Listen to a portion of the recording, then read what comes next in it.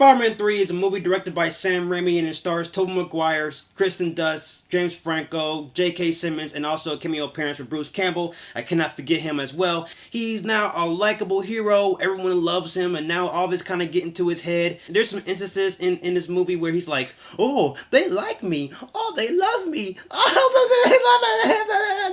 so he got the girl of his dream. He has Mary Jane Watson, and now they're together, finishing his work on time. You know, pussy makes you happy. You know, pussy runs the world, and pussy makes men happy, and that's the reason why Spider-Man is having a successful life right now, because of pussy. Things start to change with his character when the mysterious symbiote who comes out of space, which we don't even know anything about how it came to be, starts to take over Spider-Man, and now Spider-Man is emo. I have a few emotional problems. Nobody really understands me.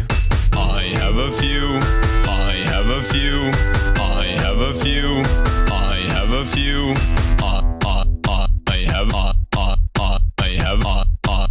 I have a few. Emo. Then we got a whole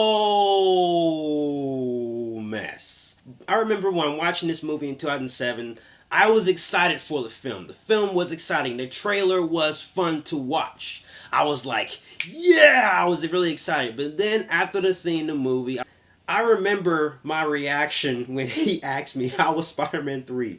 When I saw it the first time, I did not like it. But then I was forced to see it again with my little cousin, Nick, at the time. So my cousin asked me, yo, Daniel, how was the movie?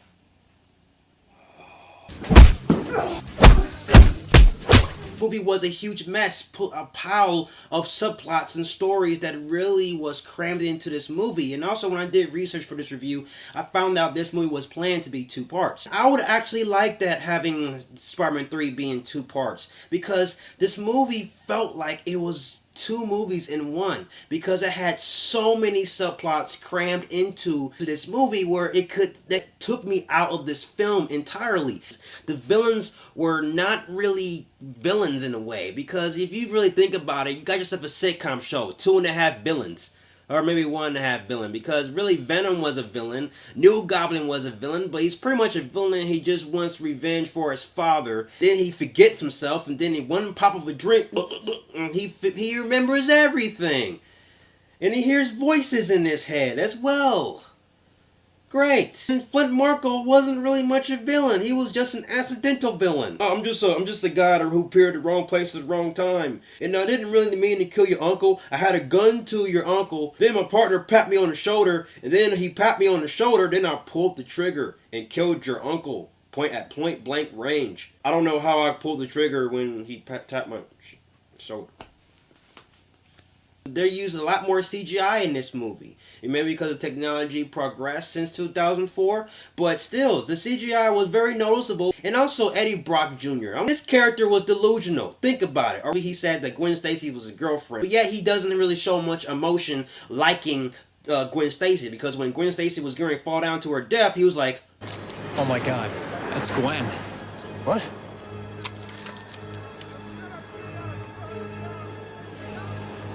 What's she doing up there? I don't know, I just saw her last night. She said she had a modeling gig. Yeah, so what kind of person who says they're dating Gwen Stacy but yet show no emotion when she's getting ready to fall to her death? What kind of writing is in this movie? When Flint Marko was being transformed into Sandman at that time, and what did the scientists do? They just neglected of a person who was in there by thinking he was a bird. What kind of lazy writing and what kind of lazy people live in this world? Donnie, we got a little fluctuation on 1. There's a change in the silicon mass. Yeah, it's probably a bird. It'll fly away when we fire it up. There are some things I like about this film. This film was actually decent in a way. It has some good action sequences, but mostly the negatives outweigh the positives. The only positive I can think with this movie that J.K. Simmons, he did his part as J. Jonah Jameson. He was the best thing about this film. Also, I did like the action sequences between him and Sandman. That was a good action sequence. And I also like the final battle. Peter Parker teaming up with New Goblin. The first ever cinematic superhero team up. That was really cool to see. But other than that, this movie was so bad that I even created a parody song based off of Kristen Dunst's performance. Because her appearance declined since the first movie. The first movie, she was beautiful as hell. The second movie, she was decent. In the third movie, she looked like an old lady on crack, and her titties were so low. They were so low that I created this song based off her titties. Here it goes. Can your titties hang low? Can it wobble to the floor? Can you tie it in the knot? Can you tie it in the bow? Can you throw it off your shoulders? All your nipples getting colder. Can your tits hang low? And also, there's one other thing I do want to point out. You have two heroes who fight like this.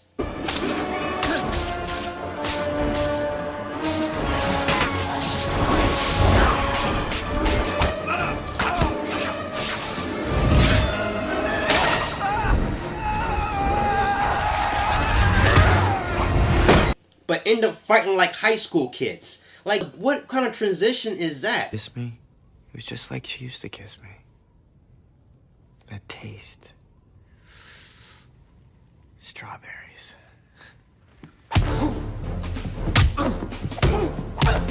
Also, there's another scene in this movie where Peter Parker walks to the diner or some kind of diner or jazz club with Gwen Stacy. And he turned into a complete emo. That scene was very unnecessary. Doing all the dance and the fever struck.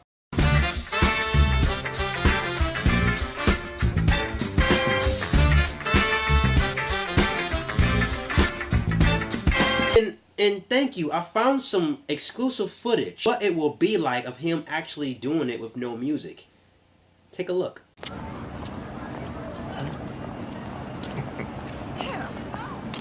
How you doing?